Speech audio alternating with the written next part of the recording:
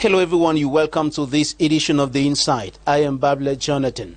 He's one of the traditional leaders in the crisis-stricken northwest region of the Republic of Cameroon who've been in their palaces with their people despite the security instability and volatile situation prevailing across the northwest and southwest regions of the country for over 7 years now.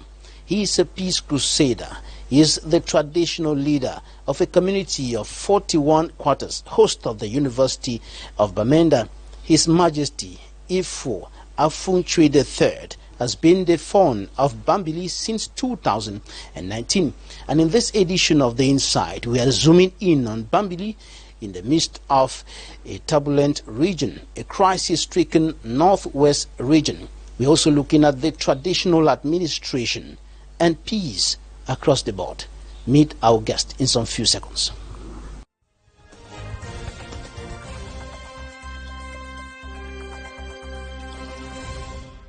Thank you for staying with us. His Majesty AFUNGCHWI III, Fawn of BAMBILI, welcome to the program. Thank you, Mr. Babila. You're welcome to Douala. Thank you very much.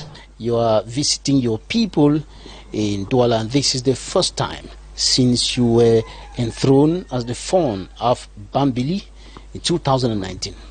That's the truth. But before I begin, I have to congratulate you, Mr. Babila, and the management of Equinoxe.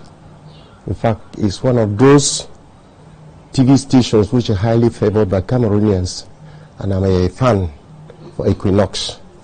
You are doing a marvelous job.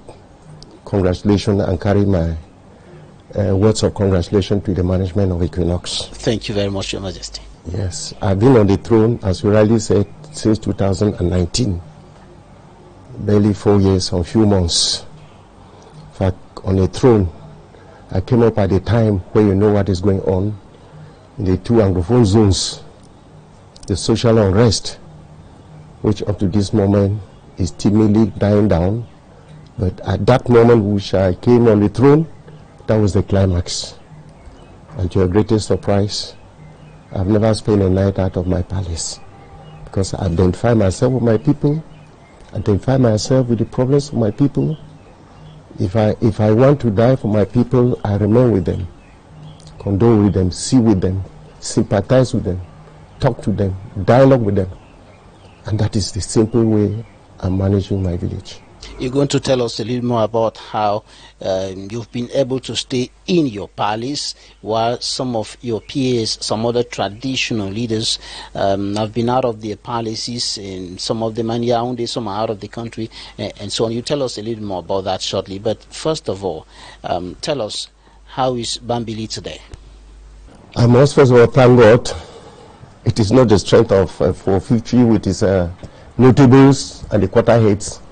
God is fighting our sacred battles, because the problems in BAMBILI are not different from the other villages. But I want to tell you, from the inception, creation of BAMBILI, it's a peaceful, loving land.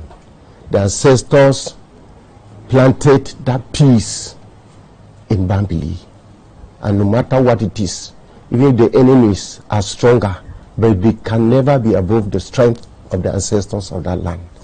At the moment, there's peace, there's serenity, calmness, and we are marching on with our activities in the village. As compared before, people timidly who abandoned the village and went because of the social unrest, they are gradually coming back. And this is one of the main missions for me here in Douala. Encourage my people. Because of this social unrest, farmers abandon their land, petty traders abandon their place, and find themselves in these big towns in Cameroon. But I bet you go around and see their condition of living unbearable. When I'm in the palace, I feel uncomfortable like a father. This is one of the missions. I want to come back and encourage them. If things are not moving, come back and let's go back to our soil. Because most of my people are peasant farmers. And that is where our strength is. We want to apply the policy of the head of state, who encourages agriculture. That's where my bulk of my people concentrate. And if you look at back, The schools that the government has given back to us, they need food. We must go back to the soil. So I've come back to encourage my people who were farmers, tappers, to come back. Let's put our hands together and see where we can take Bambili to the original stage in which they were before the crisis. Earlier you indicated rightly that you came upon the throne at the peak of the socio-political and security tensions in the northwest and southwest regions of the country. How has this situation affected the people of Bambili? What are the major impacts that the security tensions have had on the people, on culture, on every other aspect of life in the Bambili community? It tore my people apart. Hate speech, blackmail, lies telling, torture. Those who could not resist, they have to leave and find refuge elsewhere. And within that period, it was hell. Not everybody have the means to leave the village and come like others who are here in Douala or Yaoundé or elsewhere, Equatorial Guinea. But those who remain in the village, that's where I identify myself with them. It came, in fact, tall. In fact, we had a rich culture. This thing has destroyed. We'll finally come back, but it will take time. People no longer respect even their mother who gave birth. We went terrible torture, frustration, their mindset was worn off. No longer allegiance, no respect to the socio-cultural richness of the village. As I've said, Bambili was planted in a glut of gold.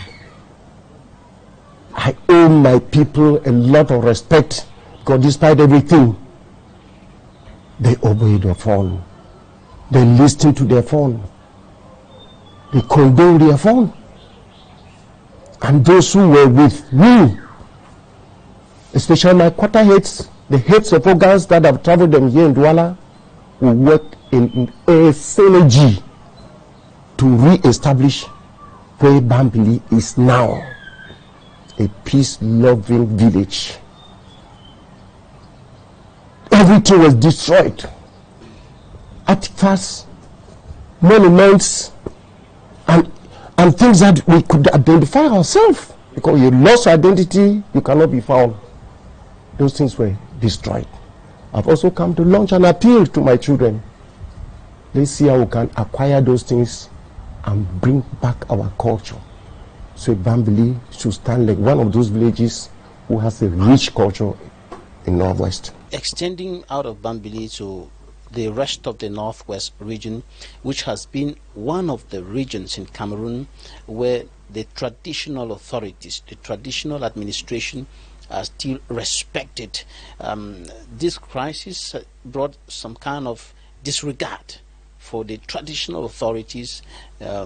We've seen, if we extend even to the Southwest region, chiefs being kidnapped and killed, and this looks like a situation where there was practically no regard for the traditional administration, for the traditional authority. When I mentioned that this social unrest brought a lot of hardship, not only to individuals, but to the village, entire village. Before, a traditional ruler was looked upon like a monument in the village where nobody can even go 1 meter nearer. And it is the common adage that we know, the phone is never wrong. Because if the phone is wrong, I mean the entire village is wrong. So once the phone says this, the village have to abide and dance to the rhythm. And that is where we have lost our dignity. We have lost that aspect of a traditional ruler in Northwest. I told you, phones were kept down, captured and taken to bush. Some come right in the inner part of the palaces and hunt the phones. It was an epidemic where I cannot actually say where does this thing originated. And it's a thing that we, the traditional rulers, we need to reason beyond and say we can do some cleansing from our sons and daughters. Till I'm talking, my colleagues are unable to come back to their palaces. And this thing started, it escalated from village to village, depending on how the traditional ruler and his elites were able to contain it. But if we're unable to contain it, you only need to abandon and find a refuge somewhere. So this now brought the issue of many of my colleagues were up to this moment. Northwest, you know Babila, how many funds are in there? A resident. We have done everything. But I bet you we need to do a national cleansing from the sons and daughters from this Anglophone region. Because what they have committed, especially towards the traditional rulers, I bet you the gods of these two Anglophone need to wake up. Let's return the children to come back to their normal senses. Right. Now, in Bambili, there seemed to be a kind of special bond between the people, the subjects, and their traditional ruler. And that's why earlier you said that your people have been able to bring down the tensions and restore some relative peace in the community. Tell us about this bond, this understanding, this closeness between the traditional authority that you are and your subjects. I told you Bambili was founded on a land of love. The ancestors who founded that land, they planted it. It was a mustard seed that is growing year in. Every fund that comes and passes, it remains. Nobody can pull it off. And this bond is found from the ancestors.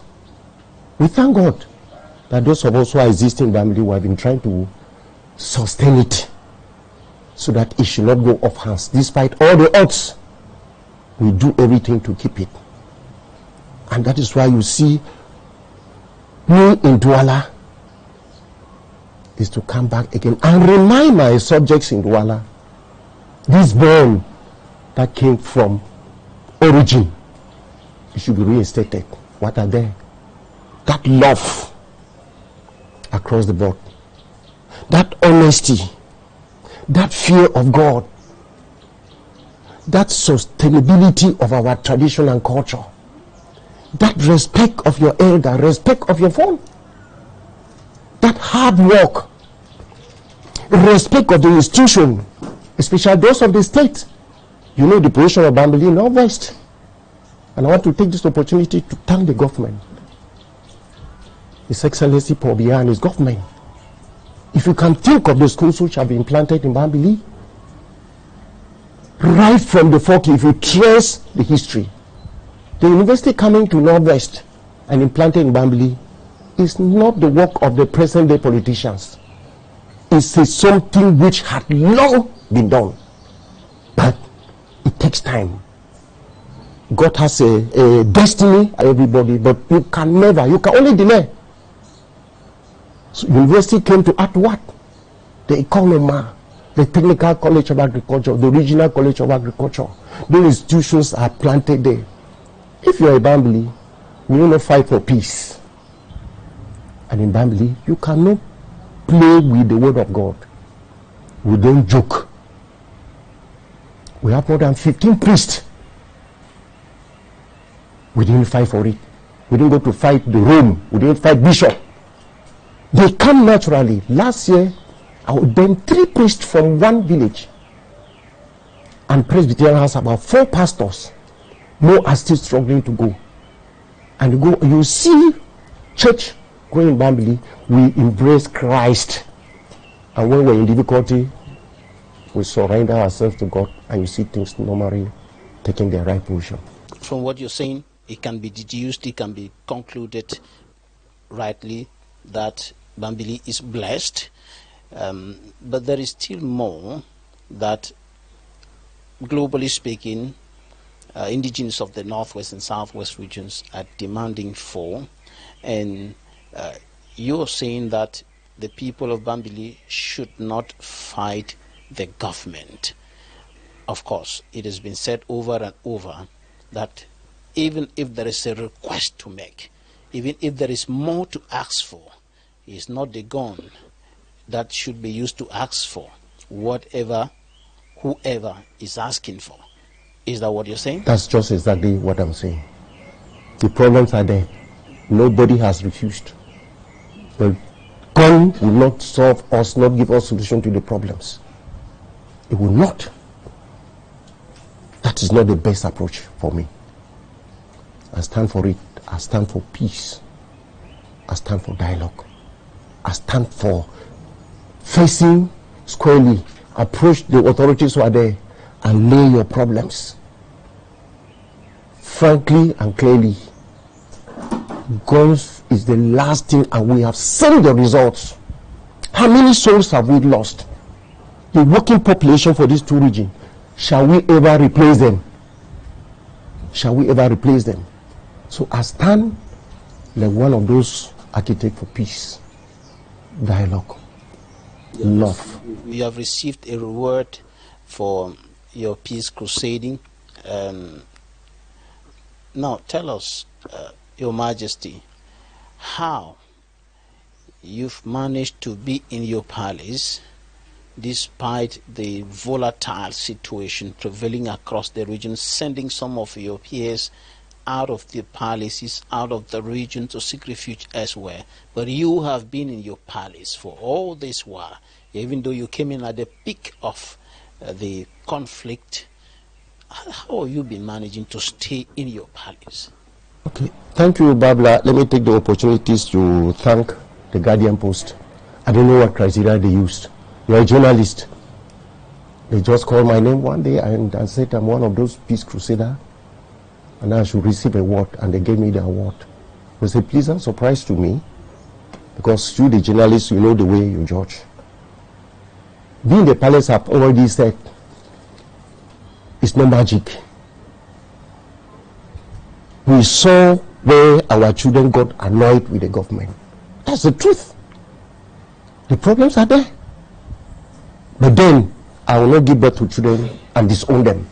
No matter what they're angry, I have to side with them. Only use a way like a father to appease them, talk to them, sympathize with them, and say, where is the way forward? What can we do? I say, why crying?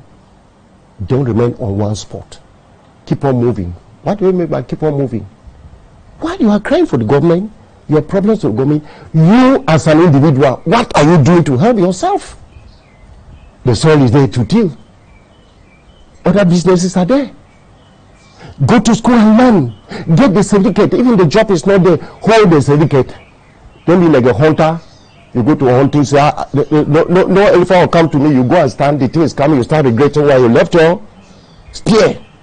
Go to school, acquire the education. Education is not only to get a certificate and get employment.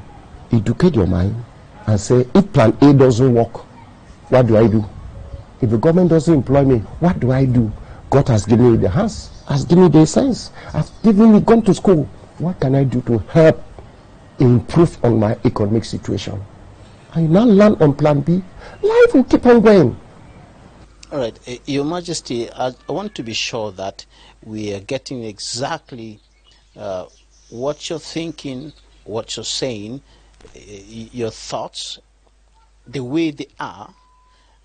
You said earlier that when your children are angry, you have to take side with them. That could be interpreted as some kind of collaboration with those of your subjects, even as a traditional ruler, even subjects of other villages can also be considered as your children who are asking for independence, asking for cessation. That could, when you say you're taking side with your children who are angry, that could be interpreted as some kind of collaboration with those who are asking for those things. Taking side does not mean that you should take up arms. Taking side is saying, I sympathize with what they are terrible, that they are getting annoyed. And that's what I'm saying, that while crying, don't be on the spot. Keep on moving. While you're asking the government should do this, if the government doesn't do, what will you do? Think of plan B go to farm, go to school, think of a trade. Don't only wait for the government, but you say, knowing the consequences of taking up arms. That's the most dangerous thing that I can tell my children to do. And I'm taking side. I sympathize with them what they are crying, but I dialogue with them. Don't cry and stay on one spot. What is the alternative if the government doesn't do like this? Should we excommunicate and disown our identity like Cameroonians? And where will this end? Where will we begin? Where will we end? So we still remain sons and daughters of Bambili in Bambili land. We have our soil to till. Let's not think and get ourselves to the devils that they can come here and derail us. Right. Your Majesty, I asked this question because we've heard some administrative authorities accusing traditional leaders of standing or supporting cessationists and cessation. We heard some administrative authorities say this time and again, pointing accusing fingers on traditional authorities. Babila, I was the first victim that the government attacked. They got into my palace. First thing, your colleagues have abandoned their palaces and gone. When you remain here, it means that you are condoling with these children. And I can only tell you the grace of God can explain how I escaped from them. But that did not frighten me to abandon my village. But then, what should I do? You just need to make your intention known. When I was invited, I went and explained. Give me time. At that time, I had not even met up to 3 weeks in my palace. I was not even traditionally enthroned. I was still under grief. I was immediately accused that me staying in my palace around that time doing a mess and you could not count one food. Means that I'm condoning these people. It is me. I'm doing this. I was misinterpreted. So if the administration are also going up that way, and that is where I condemn, because there's no dialogue. It's no brutality. Brutality is not only from my own children.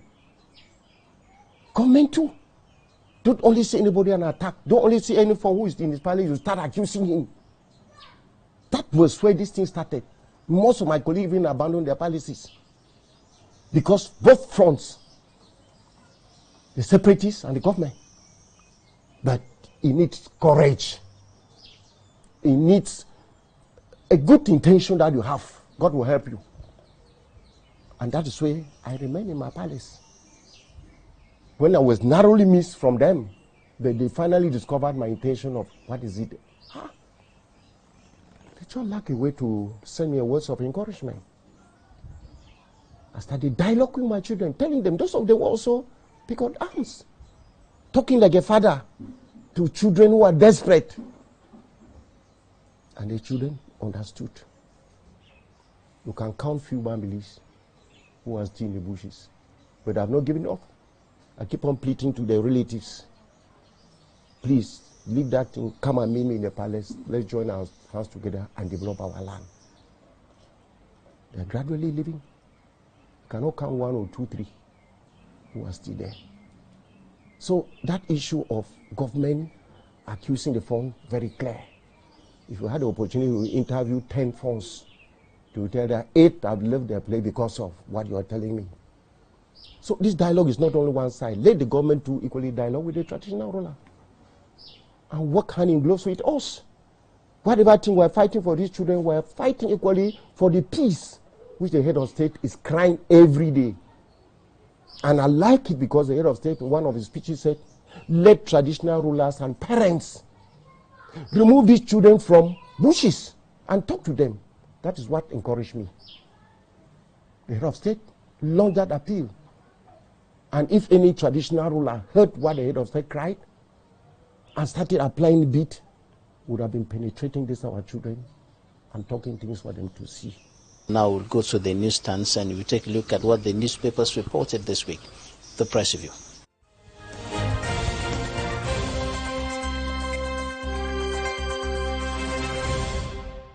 The Guardian Post and the Post report the killing of 3 police officers by suspected separatist fighters in the southwest regional capital, Buea. In another issue of the Guardian Post, over 100 displaced victims of the Anglophone crisis receive aid from the Fominyo Foundation ahead of the next academic year. The paper also projects the Member of Parliament for Buea Urban, Honorable Malumba, using the Nawiwi football tournament to boost voter registration and living together. Volcanic Times says thousands gather as the Member of Parliament pushes for social cohesion. Municipal updates.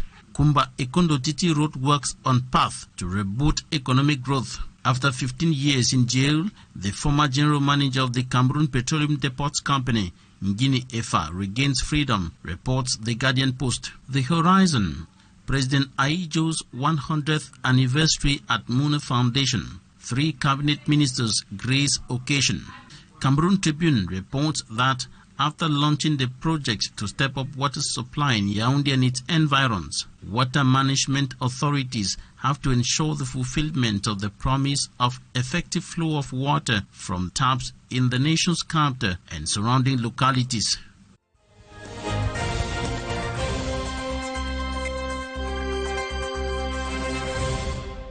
You're welcome back. We are still with our guest, His Majesty AFUNGCHWI III of BAMBILI.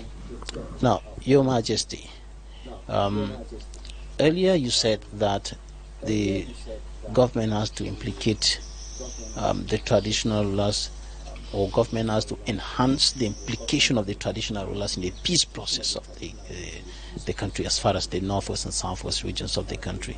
What more? Because we have been seeing the Prime Minister came to Bamenda, invited traditional rulers. There have been some kind of consultations with the traditional rulers. What more should be done to get the traditional rulers really talking to the people? Because from what you're saying now, the people listen to you even more than they listen to the head of state, because the head of state has also been calling on them to drop their guns. But many only did so, particularly in your community, after listening to you. It means that the traditional rulers can really do pretty much in terms of resolving all these issues. Yes, the government, in writing, the traditional rulers are auxiliary of the government. It is true. It is true that some of the traditional rulers have a pay package. But how much is it? Some of our palaces have been destroyed. My colleagues don't even have a means to come back. Stay where? Those of them who are present,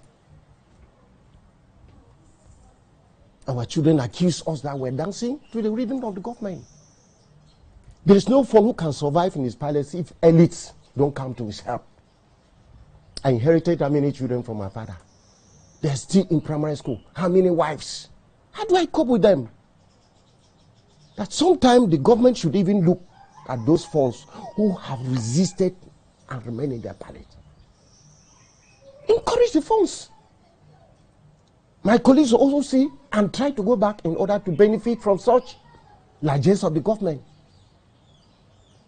Come to our palaces and help. Those aquifers have been destroyed. The present funds, they don't have the means. The elites find it difficult to come to the help of the funds. So if the government can identify and begin the folks who have resisted and they are in their palaces, how can the government encourage us to fight the hardship? And also to get closer to the people and talk to them, because you speaking to your subjects from your palace in Bambili is different from another phone speaking to his people, maybe from Yaoundé, from the United States, and so on. Voila. So we have resisted and struggle to identify ourselves, as I told you, with my people. But government should not take it as a right. The problems of Bambili are not the same like the problem of a phone in Cameroon or elsewhere. Government should peruse these problems and see, not only to sit and say, let the funds go back to their palaces. It's not easy. It's not easy. So they should see how they can come to our help. And come and see the condition in which the funds are even staying. I thank God I was blessed with my sons and daughters who sometime, they come to my help. Can I even be able to keep the children that my late father left for me? From nursery, primary, high school. Everybody looks on me. In the village, this unrest. There are orphans in the village. They only rush to the palace. There are IDPs. Those who don't even know where they come from, don't even know their daily. Every morning they rush to the palace and cry. Because in the Northwest, by tradition, if you are standing somewhere, go to any palace. And identify, because all children are palace children. How do I cope with these children? Only by the grace of God.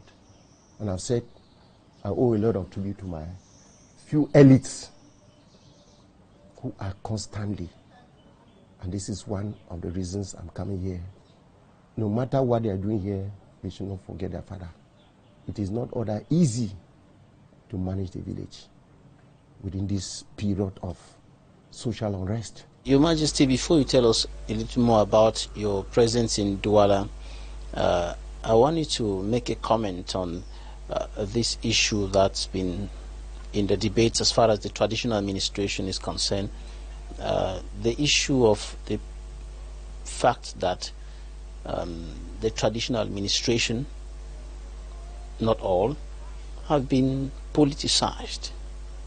Some funds who are now belonging to some political parties having political inclinations that go a long way to divide their people and even make it much more difficult for them to be in the midst of their people like you are. Babila, let me make this thing very clear. There have been misconceptions. Before being a fund, I am an individual. I have a right of choice. I can belong where I belong. But it becomes bad when I take this baton of command to persuade my people and tell them that you must belong to this instead of this. If you get a history of my late father, Founder Wemu II, that was one of the most favored traditional rulers when politics is concerned. When he was alive, the two main contestants in the village were Professor Abeti and Honorable Bujum. When there is campaign, he invites them and put the podium in the palace and supervises it. He is the MC. And say, climb, tell my people why you want people to vote for you. And gives time, he leaves. He calls the other person. The person goes on podium and speaks the same. He now tells his people, you have heard from the horse's mouth. Go and sleep and meditate. Which one will you vote? What I want is peace in my village. Don't point accusing finger to anybody who did not vote to. Everybody has a right to choose any party. And the next day, he sent his notables to go around the village to maintain that peace. You have never heard of destruction as a result of aftermath of an election in Bambili. Elsewhere you hear. Because, as I've said, Bambili was set a peace-loving land right from our ancestors. So when they accuse the funds, it may be misinterpretation. It may be my colleagues don't handle the situation well. One time in Sierra TV, Bamenda, I made it very clear. The traditional looker have been styled street beggars. Why? Why do elites allow their fund to be street beggars? Elites have that duty of care towards their father, the fund. It's a question as a born child, you come to the palace, help your father, children in the palace, how many of them, how does he live, how does his outfit, how does he even get the means to run the car, how does he even move? to run errands of the village. Let elites come. But in some areas, my colleagues are unfortunate. But the few elites who belong to Party XY, when they come, what do you expect them to do? That devil, that money, they are tempted. And when they take, what next? They might not know how to talk. If you don't talk, those people think that you have deceived them. You must go out on campaign. You must wear the uniform to tell the people you belong. And that is where they fall apart with their traditional ruler. Which shouldn't be so. It shouldn't be so. There has been some what has been qualified as misunderstanding between the people of BAMBILI and neighboring Quen. What is the issue? Can you tell us more about that? Mr. Babila, I want to thank you. You come from Northwest, and I'm happy. At least you should be able to know. Before I even get into explaining, there is nothing that can go in air with the explaining. There have been no issue between BAMBILI and Quen.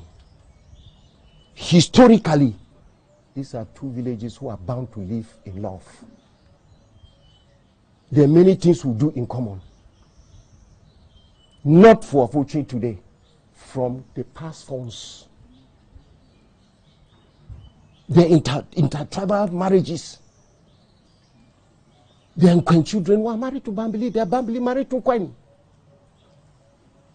We do, when people cross BAMBILI and ask for farm to work farm, BAMBILI does the same. Quen children are schooling. BAMBILI children are resident in Quen, doing business. If we start misunderstanding, where shall we end? And they misunderstand because of what? Soil, vanity. Who shall die to take away soil elsewhere? What is it that they cannot sit and dialogue? The problem had been existing, but the facts are clear. The facts are clear. Recently, about how many houses were destroyed in BAMBILI? My people were left homeless. Some were attacked, but I made it categorically clear to my people. Even if they come in and kill this, your phone, my people should never take arms against Quen. They should never step their legs in Quen to revenge the destruction. We're in a country, a state of law, and I believe in that. Cameroon has laws. Leave it. We plead for the government to intervene with this matter and find who is fighting for against what. And I want to thank the administration of Mezam. Even got to this level because there was some laxity. But when they stood up and realized that the thing was escalating at a certain time, they came in. But then, there are still that provocation. But I want to use this media to make it abundantly clear. I will tell my children when I meet them, we can never go to war, no matter the gravity of the problems with Quen. And that is their father, the father of my present colleague, plus my father. That's how they live. They were misunderstanding. But you hardly see them picking arms. You hardly see. You hardly see them coming to destroy. The present region is just a continuation of what is happening in Northwest. That power can solve, give solution to your problems. But BAMBILI is not for that. Cameroon is a state of law. I want to follow it strictly. And I still use this media. There is no way a BAMBILI man will take up arms to find Quen, because we are brothers, whether by destiny or by blood, and will remain that way till the kingdom come. Your Majesty, I just wish that you look at this camera right in front of you and talk to your subjects. And as a father that you are, as a traditional authority that you are, also speak to your children, because even the subjects of the phone of Quen are still your children. Now, I want you to look at this camera and send a clear message to your children on both sides. I still maintain what I had said and what I'll continue to say in the village. two people living together, there are bound to be misunderstanding. And that misunderstanding solution can only come through dialogue. No matter the gravity of the problem. This issue of fighting, I know Bamenda is becoming a cosmopolitan town. Land grabbing, the price of land has got to a certain level where people can use unorthodox means to get land in the name of sale. But I tell both my children in Queen and Bambili, that love that had been existing between these two villages, no individual, no group of persons shall come to put these two villages apart. Land fighting, is that what is important? We have a common problem in Norway, this social unrest, which is tearing us apart. Two brothers cannot again to put in another issue. And if not by the grace of God, this issue I'm talking now would have been counting souls if I did not ask my subjects to withdraw from going there.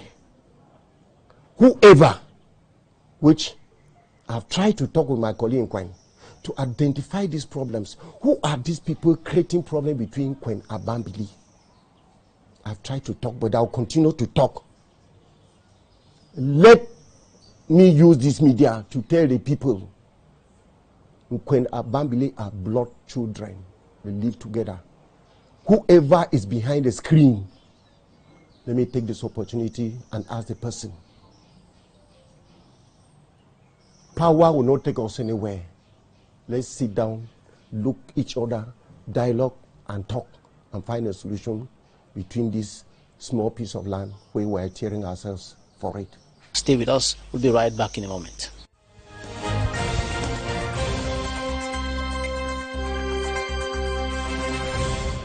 Thank you for accepting to talk to Equinoxe Television. You're welcome, Mr. Babila. It's my pleasure, as always. First of all, I want to have your reaction to the recent killing of 3 police officers in the Southwest Regional Capital, Boya. And of course, that happened within the context of the over 8-year-long armed conflict raging in those 2 regions. Once again, thank you very much, and thank you, dear listeners. I think every single killing is one too many, Mr. Padilla, and it's very, I would say, regretful that over 8 years today, we keep having the same story over and over and over. Yet, the present regime is not minding how many people are dying. You cannot have a country that, if the level of insecurity continuously goes up, while the existing governing body, the regime in place, is turning a blind eye or doing absolutely nothing at all. We continue to express our heartfelt condolence to the various families that lost loved ones, be they civilians or the military or whoever. I mean, let alone police officers who are supposed to be the guidance or the guards in place to look after the civilians. It is sad. Whoever is behind these killings, I think they are mistaken. They are not. It doesn't help anyone, and instead, it puts everyone's life in danger, and it should be stopped. The government in place, the regime of President Paul Biya, should be very ashamed of themselves to be watching all this happening just in their noses, and yet nothing is being done to stop the killing. Your organization has been pushing forth a federal agenda, a federal solution, not only to the 8-year-long armed conflict, but to the decade-old Anglophone problem. in those two regions, the northwest and southwest regions of the country. But that solution seems not to be coming up, I mean, from the government perspective, anytime soon. You have done surveys that have shown that there is a good chunk of the population who are for federalism. But on the side of the government, the decentralization perspective is still very much in force. Thank you very much. I think, to be clear, my organization is called the Coalition of Cameroon Federalist Groups and Activists, CCFGA. I am the chairperson, and I think since in 2021 that we started, our chair at the time was Dr. Simon Munzu, who still remained a fervent supporter of CCFGA. And he works with us in every single capacity that he can. The Coalition of Cameroon Federalist Groups and Activists, our agenda is to push forth a federal system of government in Cameroon. This seems to be far-fetched, it seems to be long coming. However, we believe strongly that it is the only solution that will not only solve the problem of the Anglophones, but that of the entire nation. And this may be taking so long to come, but we strongly believe that this is what is eventually going to happen. The government is doing its part, to make things a bit frustrating for the federalist agenda. For example, we submitted our registration to be legally registered in Cameroon. And we did not just do it, I would say, without consulting legal minds in Cameroon. Some of the people we work with they are barristers in Cameroon. They are legal practitioners in Cameroon. They advised us on the way to get ourselves recorded on the system as a civil society organization.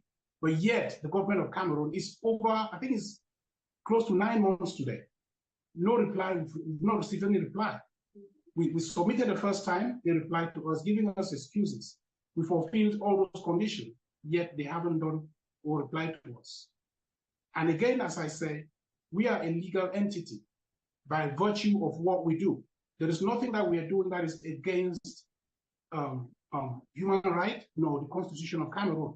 We just don't have the green light from the government of Cameroon.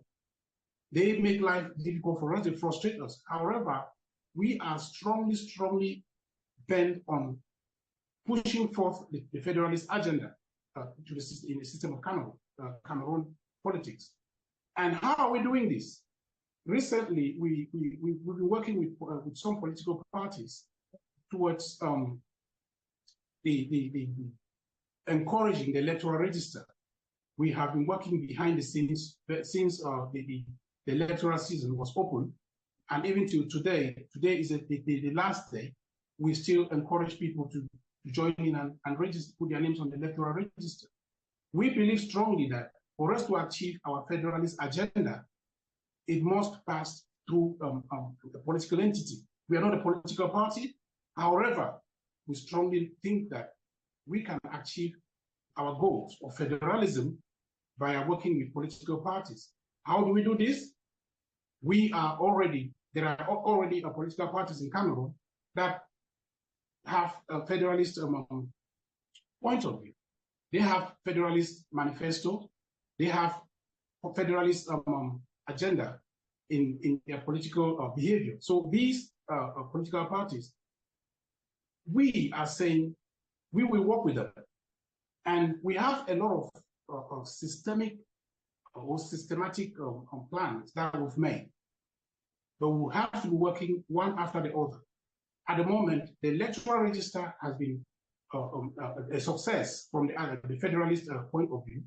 Because if you take, for example, the North and Southwest regions, since this crisis, they've hardly, even the government have never, ever encouraged or even made any sign to say, okay, this is what is going on. How do we encourage people from the North and Southwest regions to get their names registered?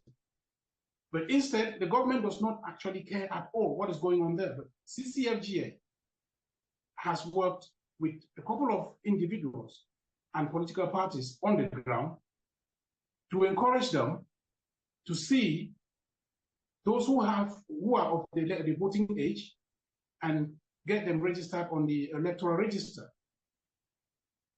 We have also been strongly calling on Election Cameroon, ELECA. We've challenged them to do more, not only encouraging people to register, but we've also put a challenge there on them that a repeat of what have been happening in Cameroon should not happen again when it comes for time for election. We also discovered that the government of Cameroon is using everything possible to discourage voters from actually registering. This is something that is happening when we have not even got to the point of voting. So you can now tell that Cameroonians, even though they're fed up with the way the system is being run, they are also discouraged from getting involved in anything that would change the political narrative, especially the regime. So we have strongly been encouraging voters registration, especially in the two English speaking regions where insecurity is at the top. We still encourage most of our supporters, and we invite new ones as well to join the campaign for federalism. This is the only thing. It's only federalism, a federal system of government, that will resolve almost, I would say, more than 75% of the problems in Cameroon. Talking about decentralization, I would say this is just a scam. It is a Cameroon government morphing from one unitary state using smart words like decentralization. It is one and the same thing. It is a unitary state that is just giving the propaganda that, oh, we are going to look into people's problems. And actually, to an extent, they tell people that federalism is another means of decentralization. No. Federalism is a system where the people, right, the grassroots, have a choice on electing their governors, even their divisional officers. Not some colonial system where you have the governors and the divisional officers being nominated by the government in power. You cannot have a decentralized government that is at the same time having the leadership, the governors and the divisional officers appointed by the central government. What is decentralized about it? So what we are saying is that we are calling for a federal system of government where the people will have the strength, they will have the power, the legal power to make the choice of who rules them at that level, at their local level. All right. We also strongly... You've sent a letter to the United Nations in which you're raising the issue about the registration of CCFGA, and you're also talking in that letter about what you qualify as violation of the rule of law and restriction of freedom of association for civil society organizations. Can you tell us more about the content of that letter? We recently wrote a letter to the United Nations. It's part of our diplomatic engagements. So we wrote to the Secretary General of the United Nations, Mr. Antonio Guterres, as you know already. We copied a couple of other international missions that have a relationship with Cameroon, including the Commonwealth and the Francophonie. We also copied a couple of, I would say, international missions, diplomats in Yaoundé, starting from the Canadian ambassador to Cameroon, the British ambassador to Cameroon. We've copied the France ambassador to Cameroon, and we copied the the president of the chair of the African Union. So all these entities that we know have something to do with, I would say, that have a relationship with Cameroon. We've let them know the content of our letter to Antonio Guterres. And basically, we drew the attention to the fact that the Cameroon government is not doing the best possible that it can to resolve the problem that we have in the English-speaking regions of Cameroon, mainly the northwest and southwest regions. We also drew the attention of the fact that this present electoral calendar that is ending today, there have been a lot of malpractices, one of which includes the fact that the Cameroon government recently, as you know, extended the mandate of the parliamentary and the municipal councillors and the parliamentarians. The government of Cameroon manipulates the electoral calendar to disfavor some competitive political parties that might not necessarily be, you're having members in the parliament at the moment, nor do they even have, I would say, councillors or mayors. But under the normal electoral calendar of Cameroon, we are supposed to start with the municipal councillors or the municipal elections, followed by the parliamentary, and finally by the presidential election. This would mean that political parties that are not represented in these, starting from the basic grassroots political echelon, for example, the local councils, were supposed to have someone if they had started from the grassroots. But the government smartly, even though they are not breaking the law in any way, but it is undemocratic. We call on the international community to know that the government of Cameroon is using every means possible to create obstacles for their political opponents. We even have recordings of, I would say, some government officials, including ministers, banning the holding of any politically motivated meetings by political parties. But on the other hand, if it were a CPDM, a party that is holding a meeting anywhere, they would encourage it. So these are all recordings that we noted. And we also know of even cases where the government or some of the divisional officers, they intimidate any other opposition political party member. So all of these are recordings that we submitted to the United Nations. And to say the least, the government's attitude towards CCFGA, this is evidence of the fact that they are abusing the law. Under normal Cameroonian constitution, we are entitled to be recorded as a civil society organization. They have neither wrote us to say we have broken any law or we've done something that is illegal, nor even reply at all as to when they're going to reply, they're going to register us. So these are all activities that show to the world that the government, the regime in place, is hostile to even the people who are trying to make a difference for Cameroonians. Do you think so it is, that do you think that your federalist agenda is the issue? Well, if not, I think the government should be the one to answer that question as to why they are not replying to us. Because if you look at it, what we are doing, we are there. We've said it clearly to the government that we are not out for the government. We are out for the life of Cameroonians. If they think there was something that we're doing that is not correct, they should have said it to us. It's the only thing that we are doing wrong, according to their own eyes, is the fact that we are fighting hard, and we will continue to challenge them. And until we see the end of this journey, we know that federalism is a way forward for Cameroonians. And we know this government has used all tactics to continue with their unity state, which is some sort of a dictatorship state whereby power from Yaoundé dictates even right to people right in my village. Why is that so? Is it because there are no chiefs in my village?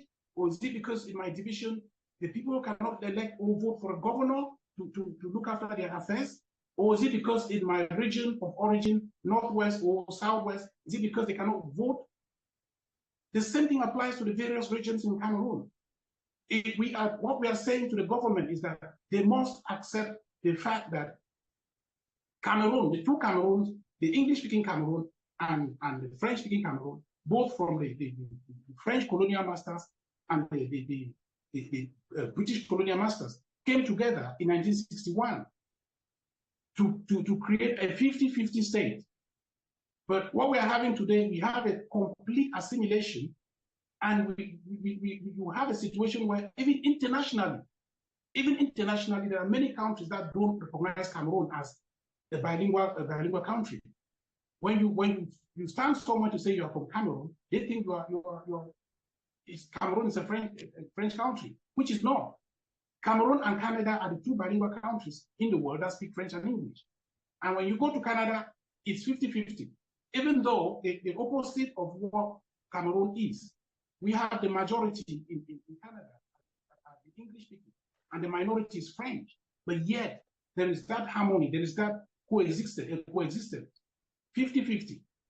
But in Cameroon, the English-speaking Cameroonians are almost completely assimilated. Historically, we know that we are on the right path. English-speaking Cameroon and the French-speaking Cameroon, they are supposed to have two equal states. We are supposed to exist as two equal partners.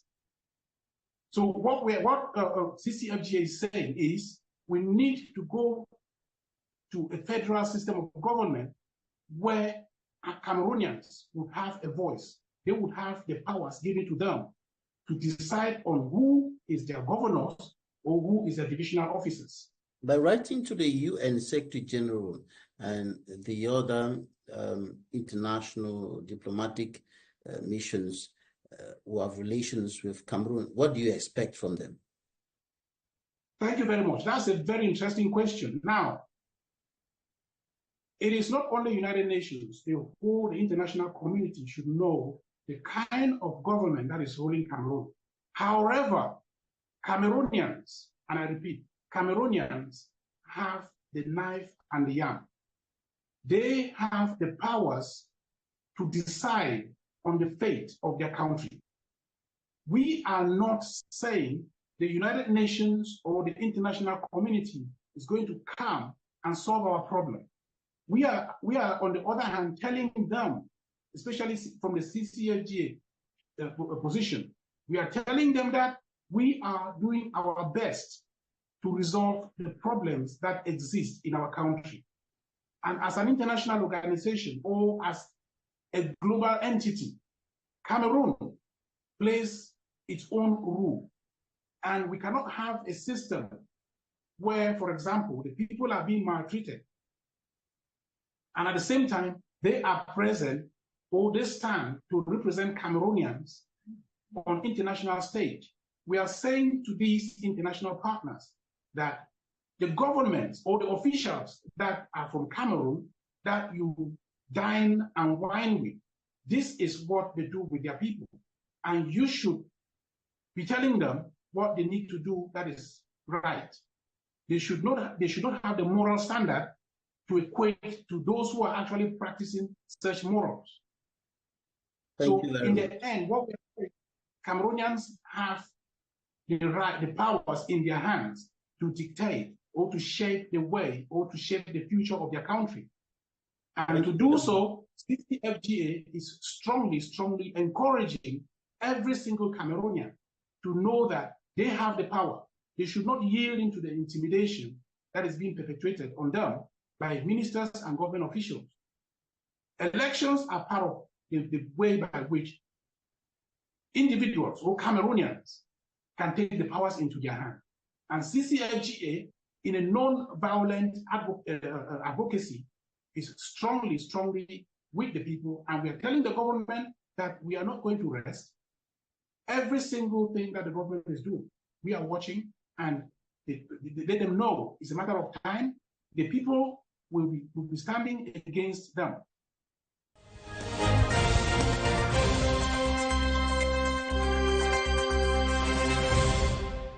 You're welcome back, Your Majesty. Tell us more about your visit to your people here in Douala. I've come to meet my children in Douala probably on 3 main words. Preach peace. Preach reconciliation. Preach unity. And above all, preach development. The last word, development, cannot come when there's no peace, there is no love. These social unrest have kept my children apart. A lot of hatred, as I earlier said, blackmail, lies telling.